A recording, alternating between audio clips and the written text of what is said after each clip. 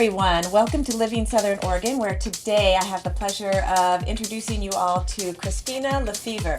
Now, Christina works with the Pollinator Project, which we are going to learn all about. So you have obviously a passion for pollinators, which Yes. Otherwise you wouldn't be doing this. That would be correct, yes. I consider myself a pollinator advocate, and what I'm really wanting to do is have people understand the importance of and learn about our native pollinators, not the honeybees so much, which, as most people know, I think by now, that these are European creatures that were brought over in the 1600s, similar to maybe some of us in this room.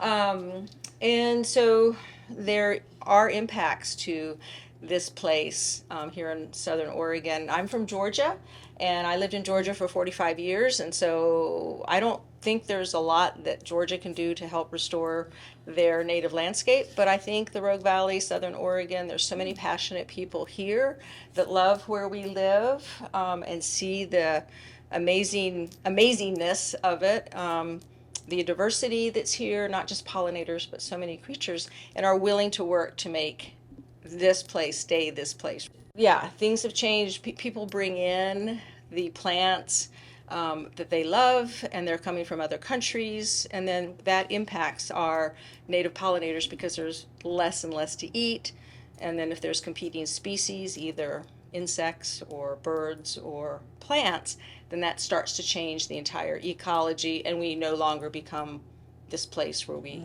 began. There's plenty of plants to choose from, and they've evolved over 120 million years with the pollinators that need them, and the plants need those pollinators. So it's a evolving process.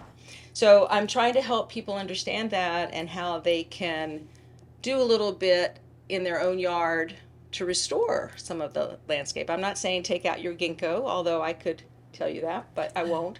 But if you're going to have a ginkgo, then why not plant an oak or plant some of our native shrubs and flowering plants that will help support our natives. The ginkgo is not going to do anything, I'll just let you know that, because it comes from China. So what we have here is a way for people to interact with us and learn. We're doing classes with both adults. We have that's our Habitat Academy. We have something coming up May 20th with Dr. Jeff Miller out of Corvallis, and he's going to be talking about butterflies in Oregon. He's been mapping them since 1995 using some historical data, trying to understand how food plants impact where butterflies are and which species of butterflies. Just like anything, like, I'm going to go to this kind of restaurant because I like that food, and I might not go to that restaurant. Sort of the same Sort of. Very, very, very general.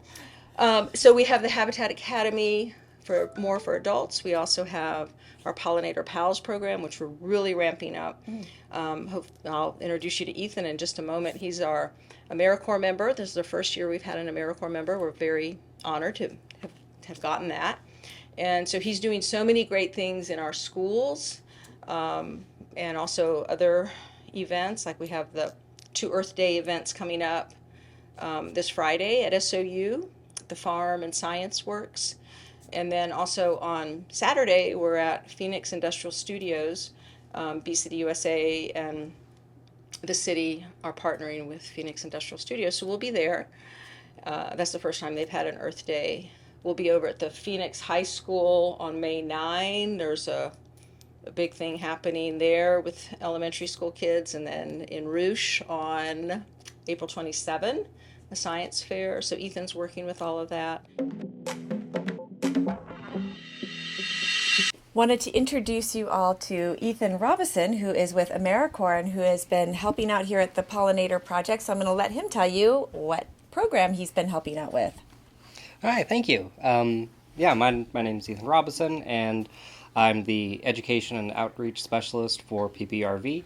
I've been working on our Pollinator Pals program, which engages the community and students with native ecology, local pollinators, and helps teach people what they can do to help the environment, help pollinators, and interact with their ecosystem in a new way. It's been really fun, to be honest. Excellent. And I hear you're doing a lot of stuff in schools as well. Is that primarily where you're working, or is it more expanded than that? So a lot of the programs that we've done, they've been either one-off lessons or kind of events with schools in the area, like Talon Elementary's Outdoor Discovery Program, ATI here in Phoenix. We've worked with schools in Grants Pass and Ashland. But we also do community events. There was the Unity Through Resiliency for the fire recovery. We've worked at the Talent Harvest Festival, and we're just trying to dip our toe into any event that we can be involved with and try to get our message out there. What's the most fun part? You said you've been having a lot of fun. What do you think is the part that just is sparking so much joy? Thinking of creative ways to show students and parents and teachers things that they didn't know, things that they kind of thought they might know about, but honestly didn't. So we have a microscope that was donated to us, and we've been using that to take a bug's eye view at flowers and other insects, and then showing people what things look like down there, what things the detail and the really complicated but beautiful anatomy behind different species. And people think they know what a flower looks like. They don't. They don't. Yeah. They don't. It's the Georgia O'Keeffe view. That was kind of her deep dive into flowers that I think brought that to the fore that I love so much. I just wanted to make sure that we express our appreciation to the Cow Creek Umpqua Indian Foundation because we were able to receive a grant from them this year, which was meaningful for us to be able to support having an AmeriCorps member on staff, as they say. So I just wanted to appreciate them for that. Wonderful.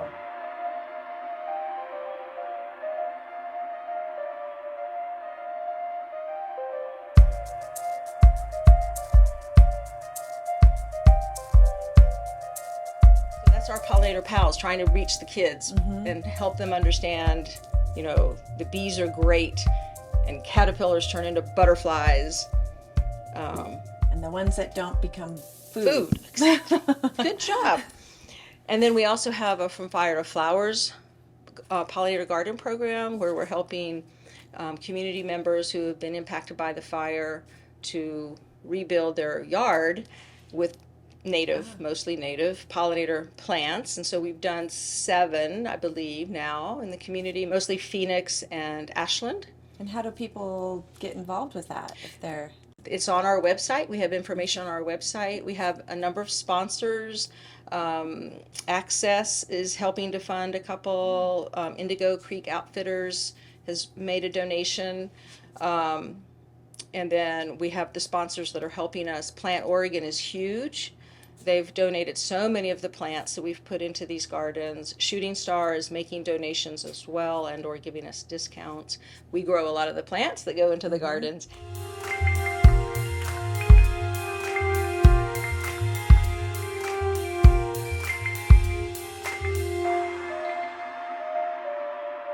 All right, so we are here in the nursery portion now, which is really exciting because I didn't even know this part existed. So It's a surprise. Yeah, tell us a little bit about the nursery and the work here. Sure. So this area was created in 2020-ish. So when we first moved in, and you can see this on the website, I have a whole photo album, as I've mentioned, that this was just grass, weeds, nothing. And so we had a big party in 2019. We got some funding. And so we sheet mulched this and created the beds. And first it was sort of just a smaller garden.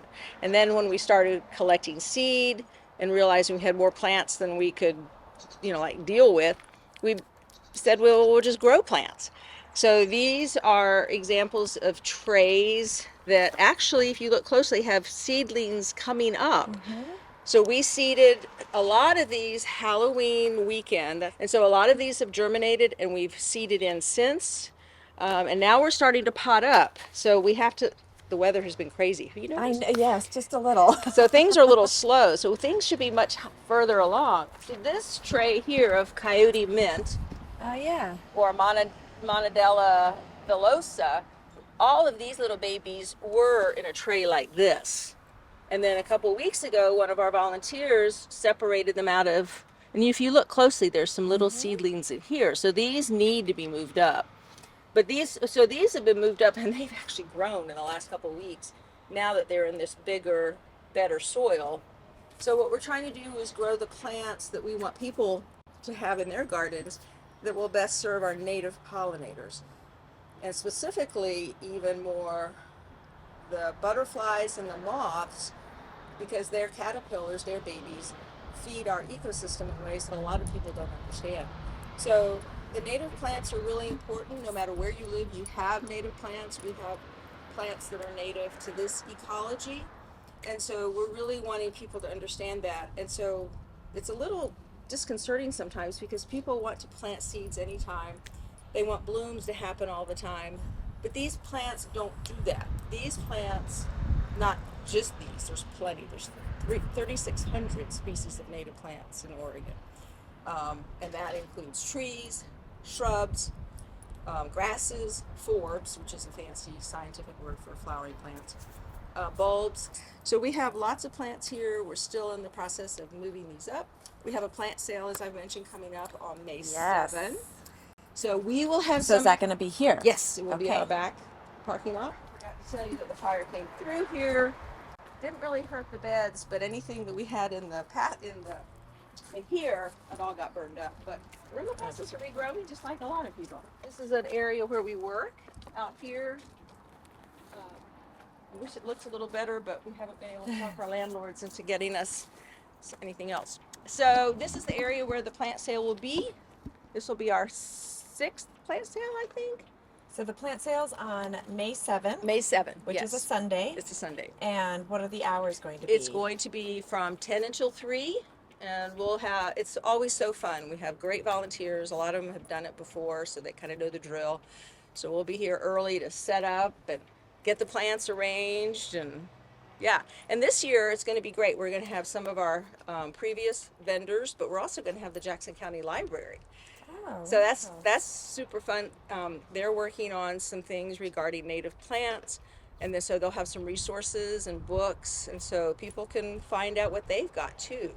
So just having some community partners involved, I think will be really great. Yeah, and we'll make sure and include information so that everybody knows where to go and you can come check it out. And then you also have a little shop. Yes. And would love to check that out because I know you've got a lot of great information in there as well.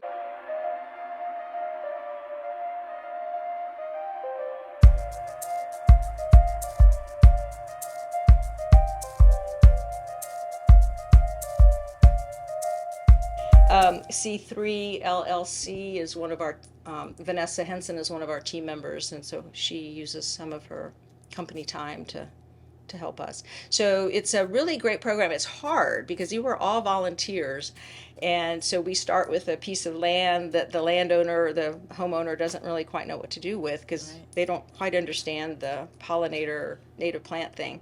And then we help them. We did a really actually difficult one, more difficult than I realized, over at the Bear Creek Mobile Home Park in Ashland.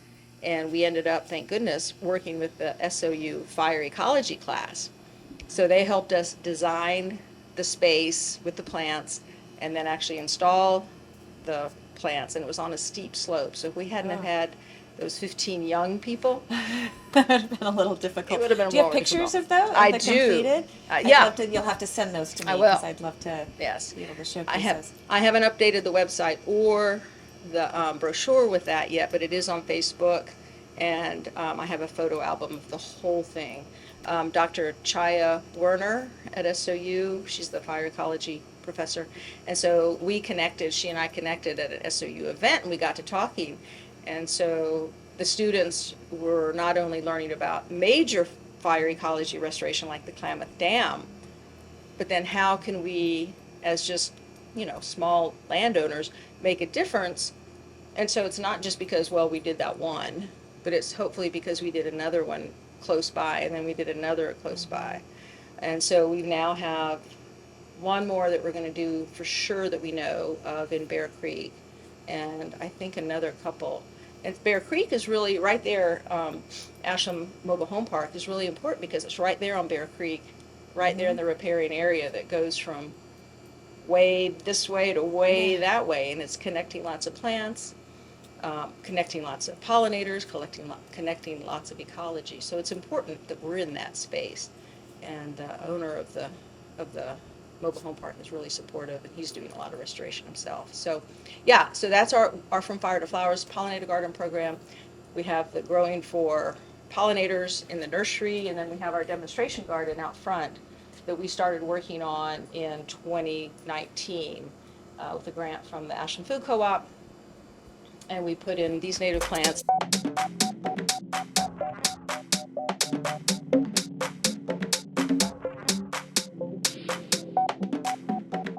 If you like, I can show you some of my most favorite plants that are in this garden.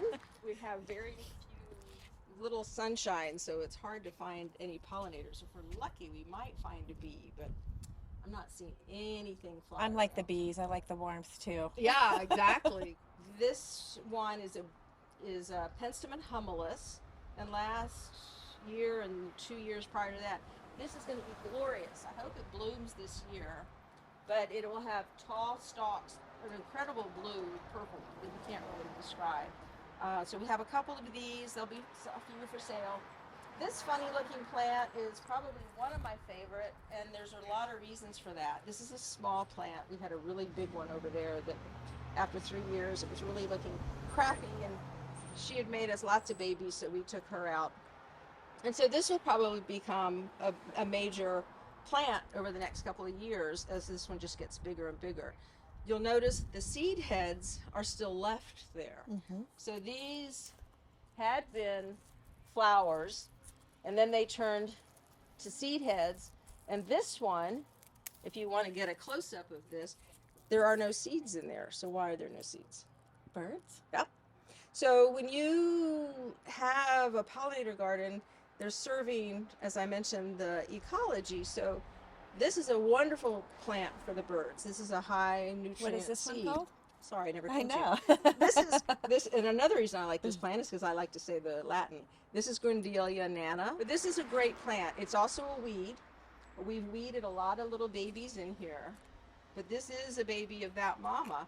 And so I can let the garden do what it wants, and then I can agree or not. I don't want you there, so you're a weed, but I want you there, so you're not. Those are baby Oregon sunshines. When it blooms, and it's getting ready to Yeah, see see the little, some over there. It's a Oh, beautiful and I see a plant. bee. Oh, yeah, On the manzanita. Oh, you see, it's starting. These are established coyote mints. These are a wonderful plant. Go like that. Smell your finger. Ooh, Isn't that nice? Uh-huh. So this is remember in the nursery I showed you the little tiny babies that had gotten potted up? This is Monardella villosa. And like I said, this is about a 3-year-old plant. We'll have beautiful purple balls, I guess, as flowers. The indigenous peoples would have used this like for tummies and other medicinal things. So this is an edible plant. The ribes, the red currant, has beautiful blossoms on it. Oh, that is beautiful. I think the fun part about a pollinator garden is you can let it evolve and change. And if you're good with that, you get to see a new garden every year. So, in a small space like this, a large oak tree is just not going to work. But guess what? There are different sizes of species that can be considered oak. So this is a huckleberry oak. It's no matter where you are. Oak trees are native to where you are in the country. And a lot of people think about oak trees perhaps as they're just going to burn. I understand that, but they're such an important part of the landscape for pollinator plants. An oak tree can support 532 species or something like that, according to Dr. Doug Talamy, where a ginkgo can only support 1. This is a cultivar that we got from Shooting Star. It's a manzanita, but I needed a cultivar to stay short. We just recently put in those 2 manzanitas over there. So they're only in the ground now from 4 months maybe? And those are going to get large. Those are straight species. So you can play with your native plants a little bit depending on what you need for size or breadth or whatever. Also in our office, we have the pleasure of working with Deanna Molaski of Bee Sweet Blooms. So she's part of Sweet Bee. And then also I mentioned Beyond Toxics. And then somewhere last year, Oregon Cheese Cave moved in next door, and then we also have Firebrand Resiliency Collective as part of this suite of buildings, and it's great. Erica from Firebrand has recently started working in the garden with us, so that we really appreciate that.